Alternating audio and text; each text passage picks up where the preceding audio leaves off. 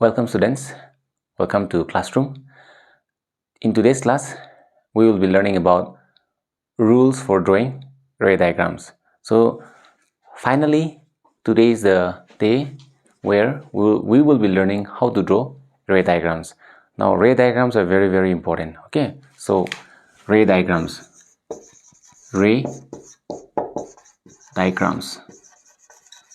So it is very important for you to know how to draw ray diagrams. Okay, so what actually are ray diagrams?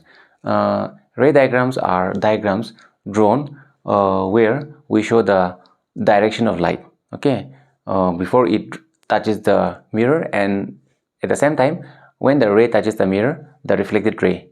So diagrams where we show the incident ray and the reflected ray and where they meet, all these things. Okay, the diagram which shows all of these, such type of diagrams are called as ray diagrams. Okay, in your textbook there is no such definition of what is a ray diagram, but still then a ray diagram, as the name itself suggests, ray. So a ray diagram is a diagram where rays of light will be drawn. Simple, isn't it?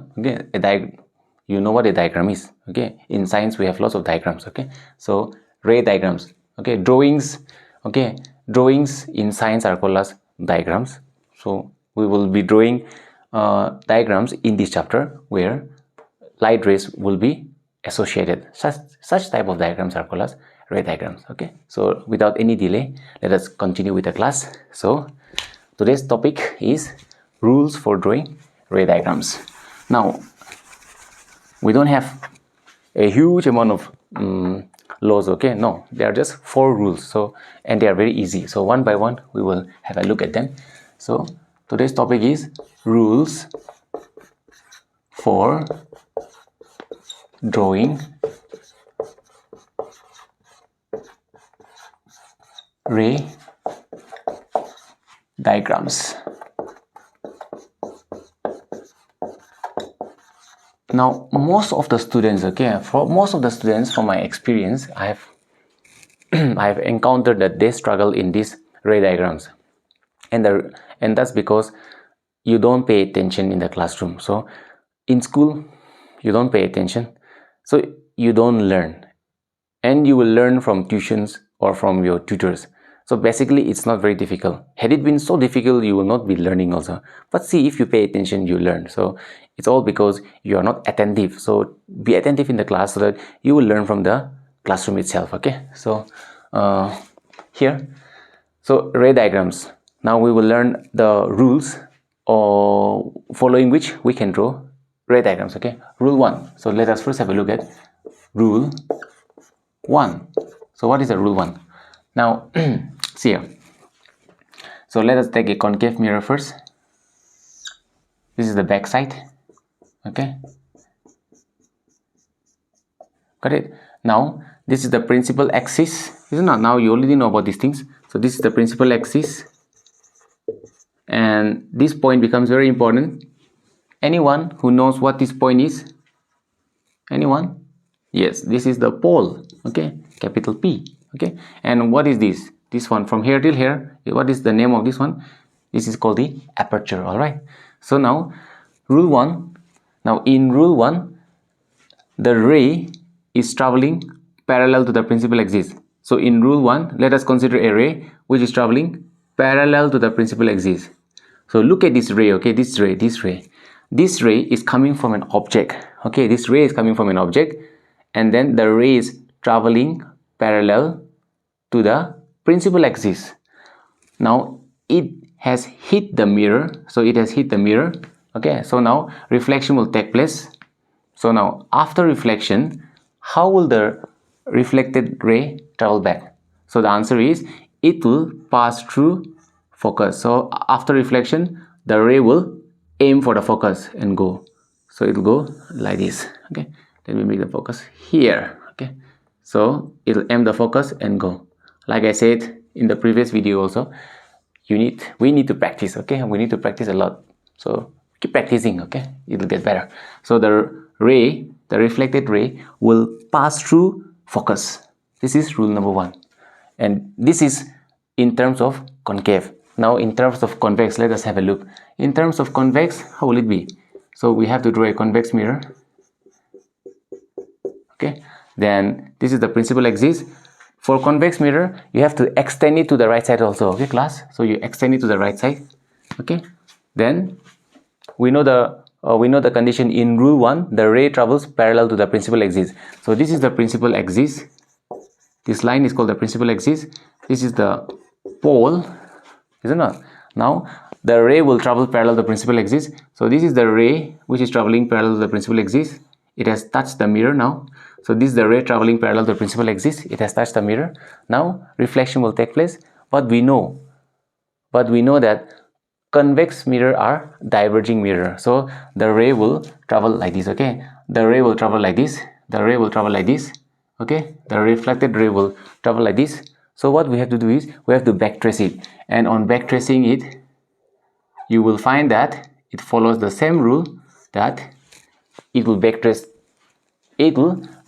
to focus. So it will appear like, okay, the reflected ray started its journey from focus. See, it will appear like it started its journey from focus, isn't it?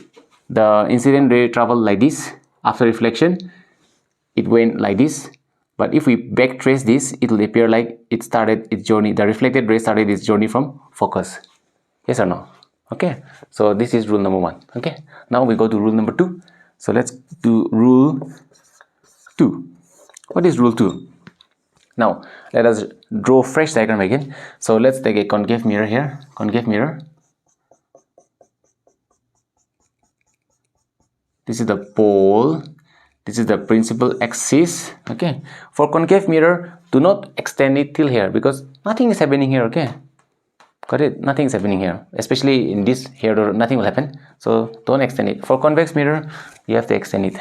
So this is the principal axis. I don't need to write it anymore, just mention the pole. Okay, now in rule 1, the incident ray was traveling parallel to the principal axis. In rule 2, now how will the incident ray travel? In rule 2, the incident ray will enter through focus. So in rule 2, this is the focus. Okay, so in rule 2, the incident ray, which means this ray, the incident ray, the ray coming from the source, the ray coming from the object, will enter through focus. So the ray will enter through focus like this. Okay, so this is the incident ray entering through focus. Then now it has made contact with the mirror. So what will happen? Reflection will take place. So how will the reflected ray go? The reflected ray will travel now parallel. Parallel to which?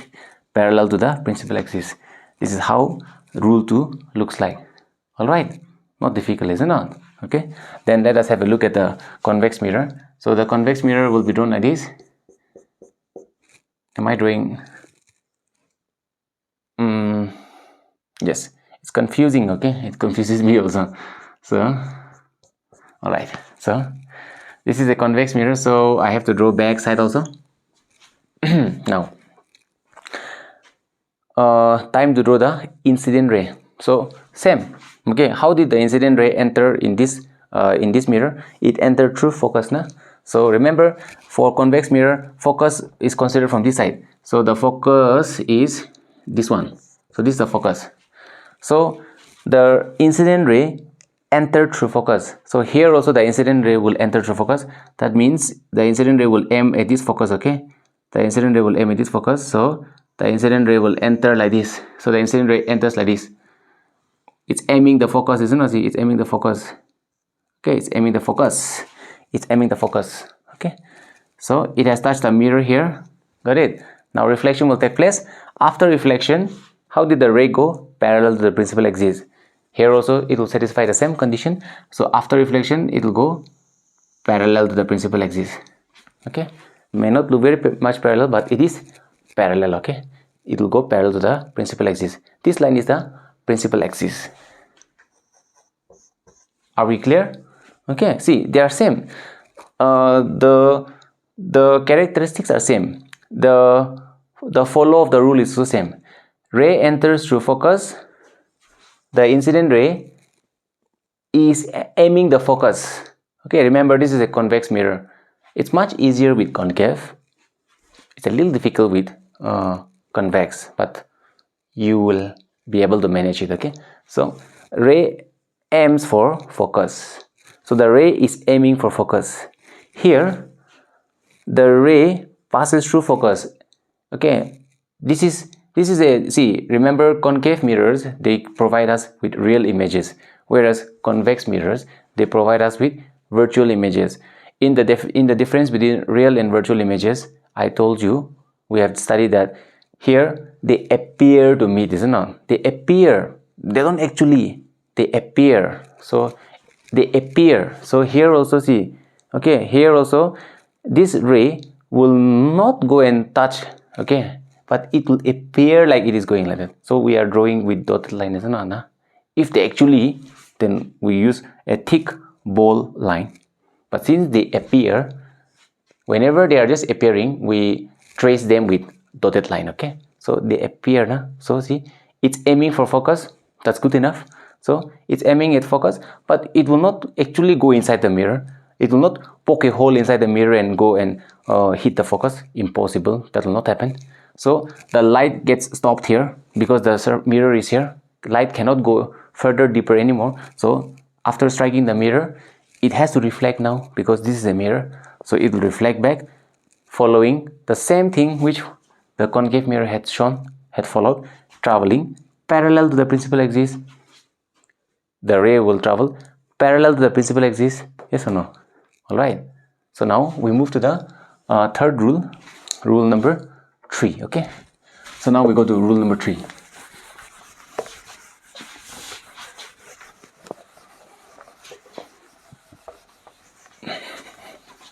I hope that you are all following. It is my sincere prayer that you all follow. So rule 3 now. So what is rule 3? In rule 3, now the ray will fall on center of curvature. Okay, so let us draw the concave mirror here. So this is the back side. The principal axis is here. This is the pole. Now this is the focus. So focus, I am taking this much. So maintaining the same distance I have to go, okay, and then I will know where to put my C. I'll put it C here. Very important, okay. See, once again, see, I did not, I'll show you how I did again. So it was like this in the beginning. So it was like this. Okay, I just marked the focus here. And what I did, I took the measurement of this line, okay, between F and P. So I took the measurement of this FP, and then without making it smaller or bigger, I'm gonna go and then make a mark here. So that's how I know where to keep the center of curvature, because remember that focus from here to here, it was called the radius of curvature, isn't it? And focus is half of radius of curvature. So you have to do like that, okay? So now the ray will, in rule 3, the ray enters through focus, okay?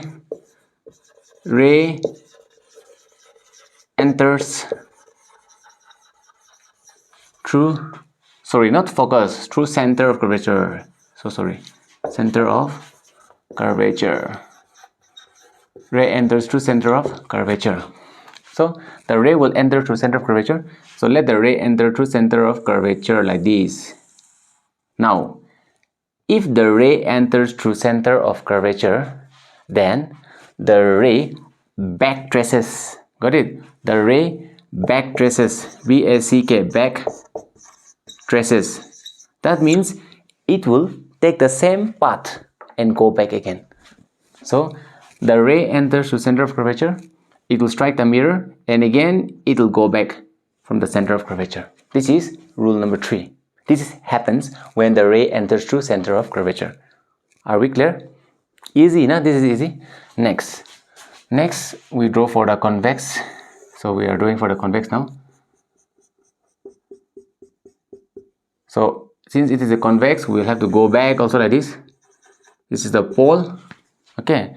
Now, where will I draw the center of curvature? Definitely here, isn't it? Since we consider the focus of this side, so even the center of curvature will be drawn here. So once again, remember how I did that? I'll do the same thing. So, okay, I am just making the focus. I'll make the focus here. Okay, now I have to mark the curvature. Okay, so how will I do? I'll just take the measurement from F to P, and the same thing I'll take it back, and then I will know where to put. So my center of curvature will be here.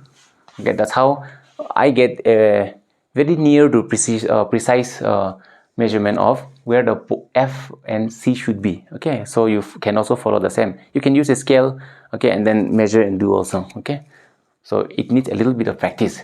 So ray enters through center of curvature, so the ray will aim the center of curvature. So this is a convex mirror, a little difficult, but it's okay, we can. So the ray will aim center of curvature, so whichever way is easier, let's do ni. So let it go like this, and then here like this. Okay, so ray enters through center of curvature. See, ray enters to center of curvature, and then it will backtrace again through center. It will backtrace the same path again. So whatever happened here is also happening here. This is rule number 3. Okay, in terms of convex mirror. Then the last rule, rule number 4. The last rule is ray enters through pole. So pole. Ray enters through pole. This is a concave mirror. So this is the principal axis.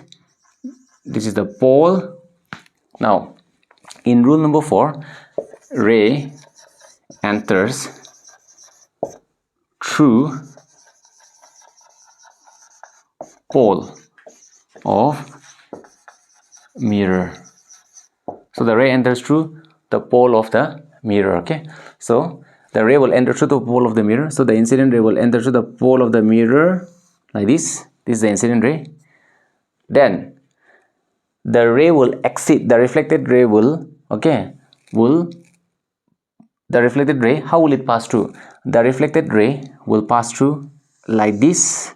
Okay, but there is a catch here. Okay, here the angle, these two angles should be equal. So the angle of incidence, okay, see, this will be the normal for this point. Okay, this will be the normal, so we will have to assume this to be the normal. So between this line, actually this is the principal axis, but for this point of incidence, this can also become the, or this will be the normal. So this will be the normal. So the principal axis here, if the ray enters, if the incident ray touches M for the pole, then the principal axis automatically becomes the normal. So we will have a angle.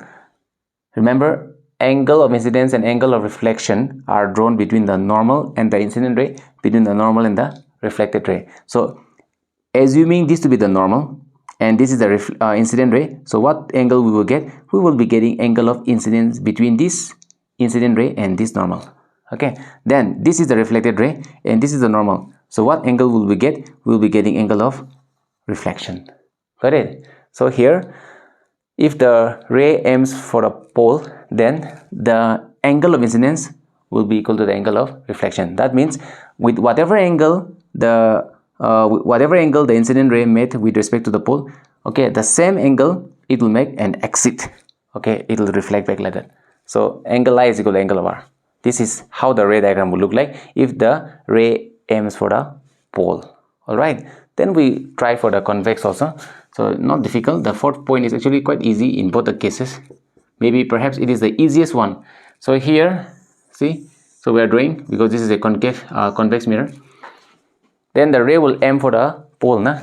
So the ray will aim for the pole. So let the ray aim for the pole. Then making sure the angle is same, the ray will also exit, nah? So angle I is equal to angle R. Okay, maybe this side is a little bigger, but you got the idea, isn't it? That the angle of incidence will be equal to the angle of reflection. Okay, so this is rule number 4 in convex. So this is it, class. This is it. Okay, so rules for drawing ray diagram, there are only 4 rules and they are not very difficult. So watch the video again and again. Okay, if you do not understand at one go, pause the video, go back and listen again and again. Okay, this is it, not difficult, and you have to master this. If you do not master this, in the next class you will have great difficulty. So I want you all to master this, because in the next video we will be drawing the image formation cases for both concave mirror as well as convex mirror. So I want you all to be thorough with these 4 rules. Okay, master this, and the next class also will be very much easy for you all. So I thank you all for joining in, and I'll see you again in the next video. Take care. God bless you all.